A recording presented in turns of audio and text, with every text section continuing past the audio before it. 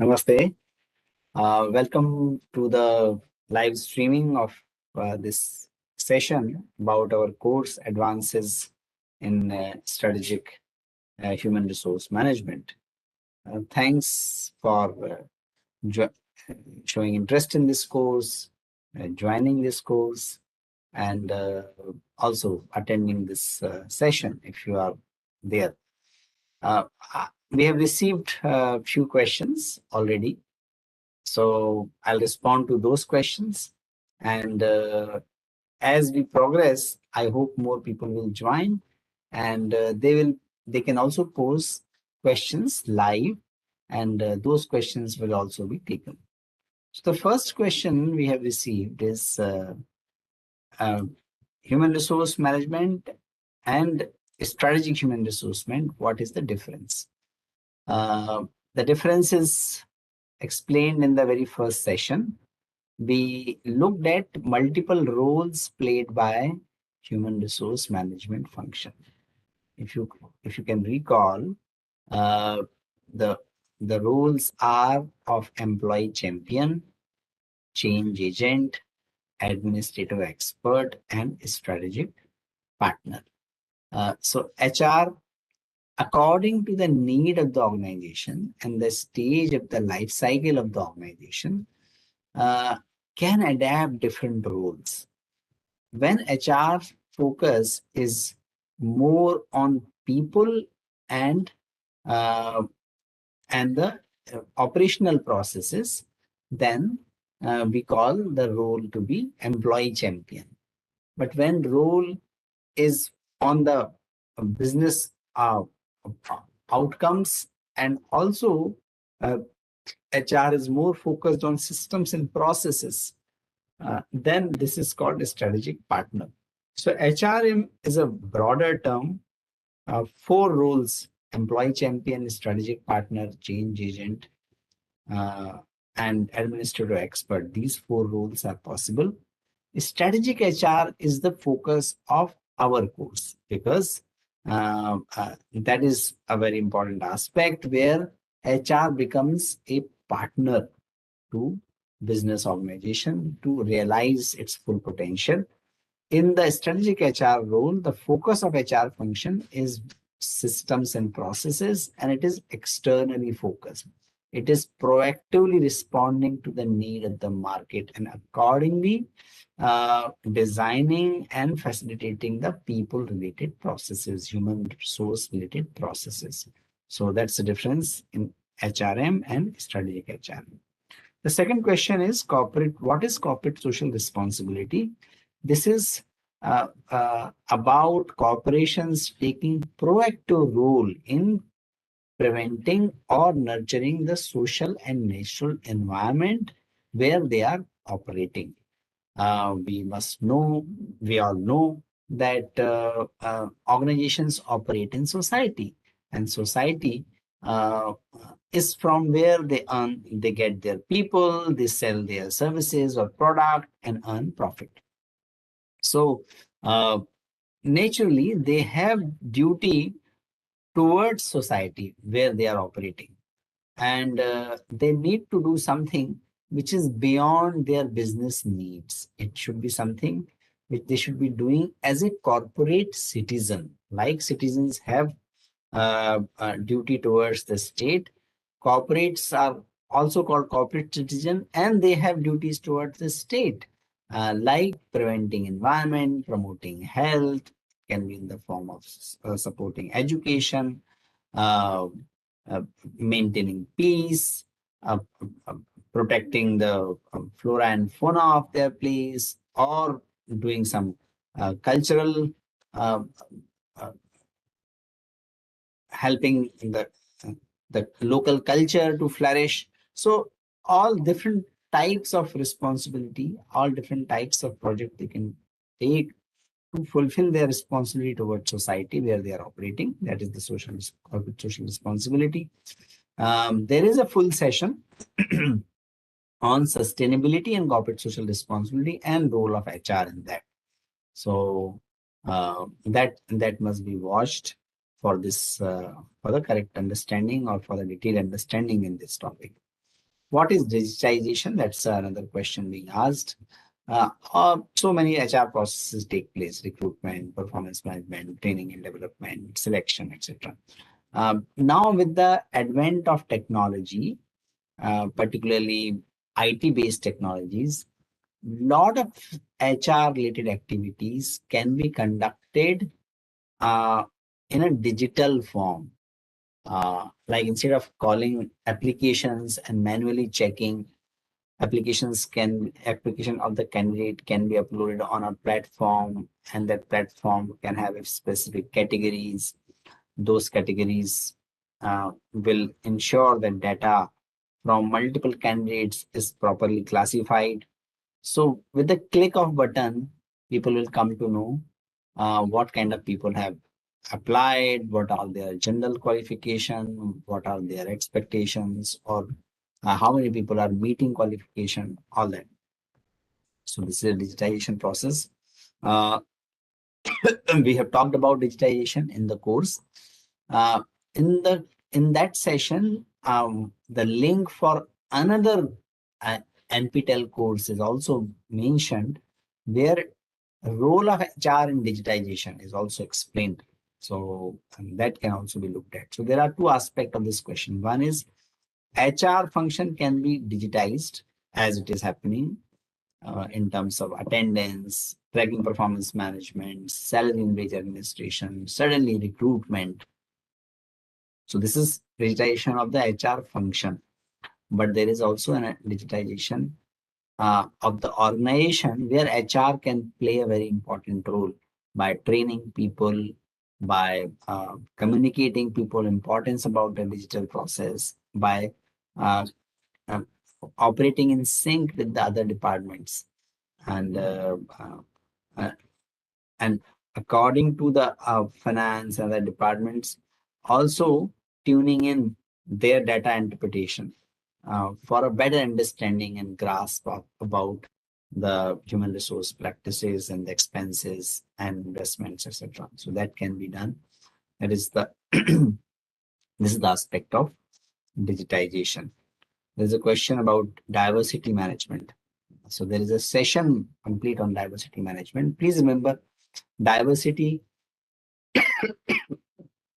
meaning uh, people at workplace coming from very different backgrounds, difference in race or color or caste or suddenly gender, um, geographical background, all that.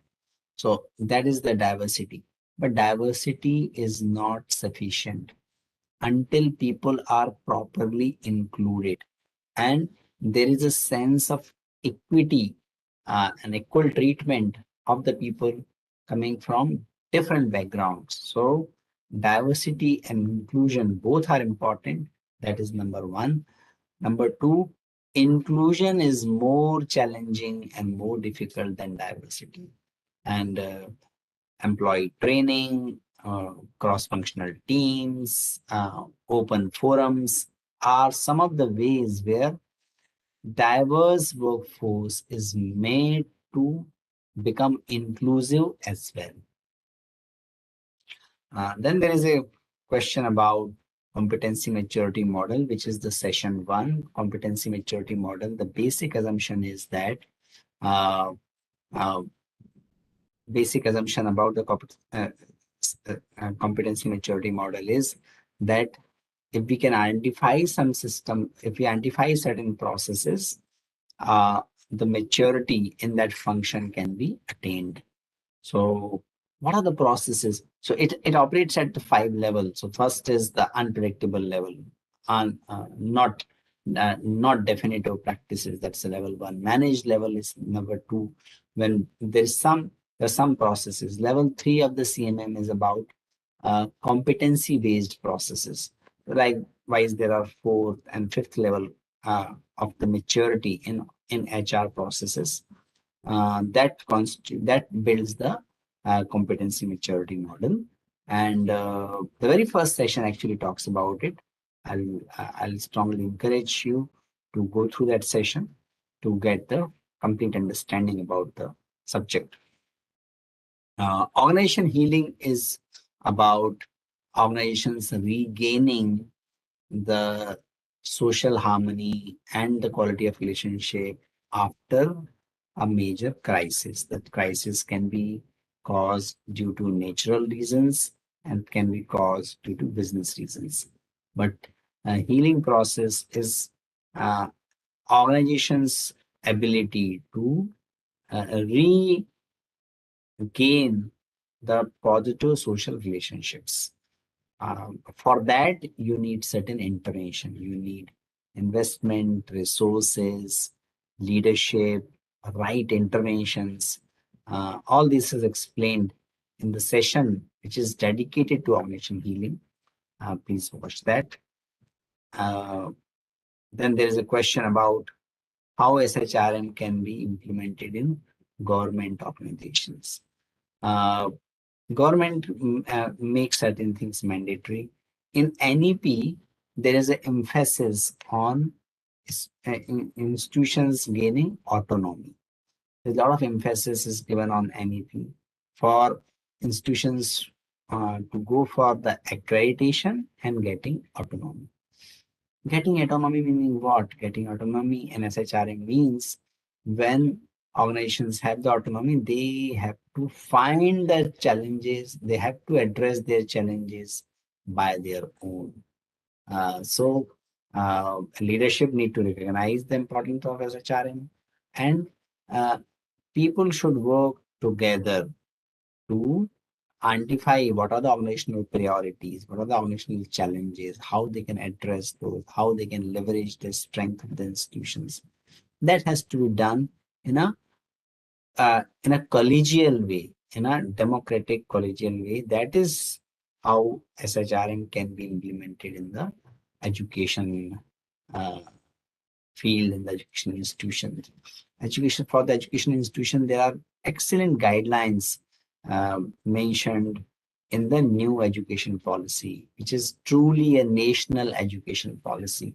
National education policy talks about flexibility in the credit system, multidisciplinarity, cross-disciplinarity, integrating the practical aspects in the learning, removing the rote learning.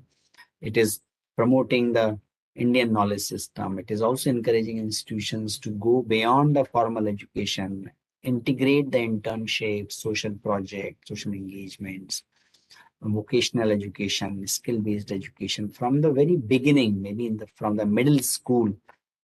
These things should be included. So all these things are there.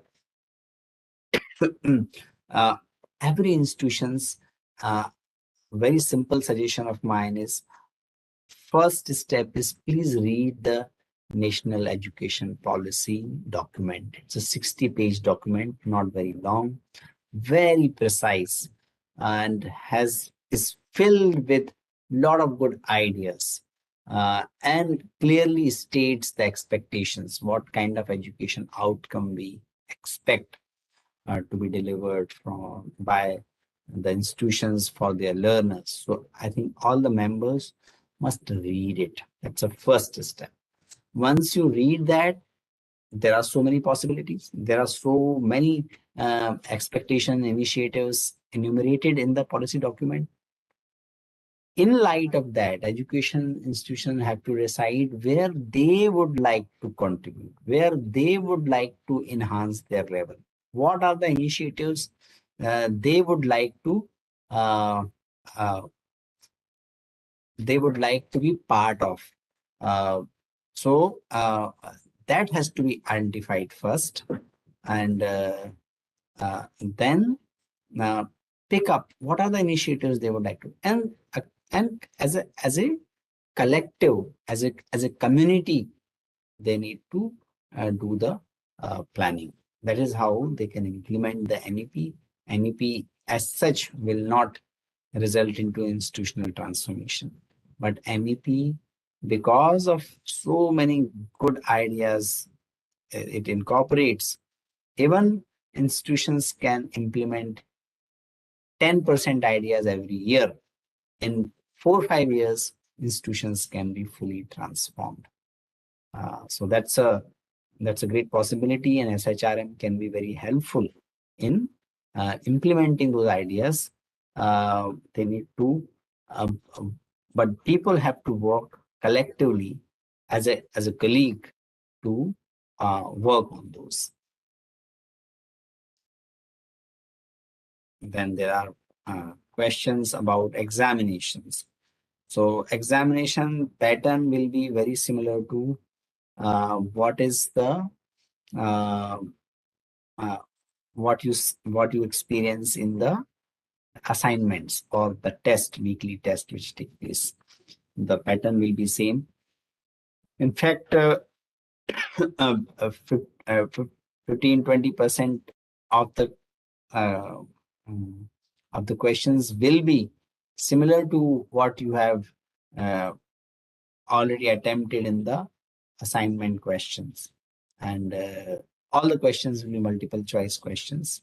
Please watch the videos. Nothing is going to be asked which is not covered in the video. So please watch the videos carefully. You have access to the PowerPoint presentations as well related to all the sessions. So please refer that, and uh, if you are able to do that, you can surely do very well in your exam. Then there are some live questions. First question is role of strategic HRM for growth of company employees performance. It is in the form of salary administration, performance management, good training and development. All these parts, all these components are mentioned in this uh, different sessions, and ultimately, the strategic HRM expectation and the objective is to enhance the individual performance. Then Shalaja ji's have a question. Ji's question is how SHRM can be implemented in MSME. There is a session on implementing SHRM in the small uh, firms. That the complete session is there.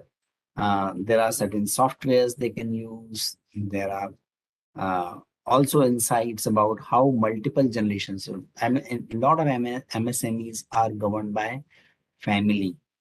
So how a family can manage HR and can manage organization, and how HR can be helpful in making the family to manage their organization better. All this is explained in that session. So the title of the session is uh, functioning of the multiple generations at workplace. So that is also very much relevant for MSMEs. In the MSMEs, we have also mentioned about uh, what are the ways they can ensure that they are able to follow the good practices without spending much time, without hiring a lot of people, because they cannot hire sometimes the large number of specialized people in HR. So there are certain softwares, for example, Zoho is one software. There are many other softwares, platforms which can be used for implementing SHRM in the MSME. There is so much talent shortage, inability to attract talent experiences by MSME. You are very right, Shalajaji. Uh, the answer is that the similar challenges were faced by so-called big organizations also, and they are still facing that. So the nature of challenge is same. The scale might be different. Networking with the local community, networking with some colleges is in very helpful in addressing the talent need. So you can try networking within the community, within the colleges, within the institutions in your locality, and you may find talent waiting for you. And then, of course, talent management is successful only when there is a good training and development system. So spend time on socialization, spend time in induction of the participants, and spend time in training them well, and that in long run will be in general profitable. That will be helpful. Sometimes we feel puzzled when we see that we hire some talent, we train them, and then they leave. But that doesn't mean we should stop training people, because if we want people uh, to contribute meaningfully, they become efficient. If they work efficiently and effectively at workplace, we will have to do the training and development. So that is inevitable. We need to continue for that. And and there are studies suggesting what really makes people disturb most at workplace, and what is found is unfairness disturbs people most. So if you want a good place to work and a great place to work, it has to be a fair place. The fairness is very important, along with the camaraderie and teamwork and all that is being explained in that framework. So that's how MSMEs have to kind of operate and look at the um, growth, and they can further grow by employing some of these principles. I know implementing these challenges, implementing these principles in the real life is not easy, but there are a lot of studies, and some studies are being quoted in the course as well, which suggest that organizations which are able to maintain some of these things in the long run, they eventually they they find it profitable in the long run, certainly. So you can use that experience, that insight, and continue to work on that. The another question is, NEP of any year is the same, or should we refer to NEP 2023? There is no NEP 2023. There is a NEP document 2020, and the plan is that it will be completely fully implemented by 2040, uh, because the implementation has to be done at the preschool level, school level, middle school level, higher secondary level, as well as in the higher education level. So that is well documented chart, the pathway for transformation of the education system in India. You can refer that and look at what you would like to implement in your school or in your college. Some guidelines are issued rather regularly. The guidelines are issued from the UGC and NCRT and CBSE. That must be referred. But along with that, each institution can also pick up few points from NEP, which can be differentiating factor for them. How many questions will be in the examination? 50 questions will be there in the examination. All will be multiple choice questions. Anandita ji is asking how HRM is evolving with time. HRM is evolving with time. Earlier, the HRM was more focused on administration. Now, a lot of administrative processes are taken up by the technology. So, SHRM is focusing more on strategic contribution, on employee champion. Of course, HRM has also a very important role to play in change management. We are seeing that in all the industry, technological disruption is happening. The nature of globalization has changed in 15 years. It is more regional cooperation than the full-scale globalization, which is becoming order of the day. All these changes are happening, and because of that, HR has to enact and contribute organization to be competent in operating and competing in the different scenario, the business scenario, which is different. So that's how HR has evolved from more admin focus. It has become more strategy focus. It has become more technology focused. It is embracing digitization. It is looking at not only the retention and employee satisfaction, it is looking at employee engagement, promoting innovation. These are some of the ways HR has transformed in last few decades. Then there is a big four question number 6. That is deleted, so you can skip that. If there are any other questions, you can type in the chat box, and prepare well for the examination. I think all your lectures are released, and all the assignments are also completed, are done. Those who have scored sufficient marks in the examination, in the assignment, they will be given chance to attend, to appear for the exam. Wish you all very best for the exam.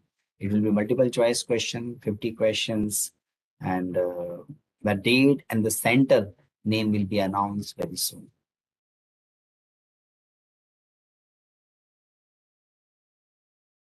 Thank you.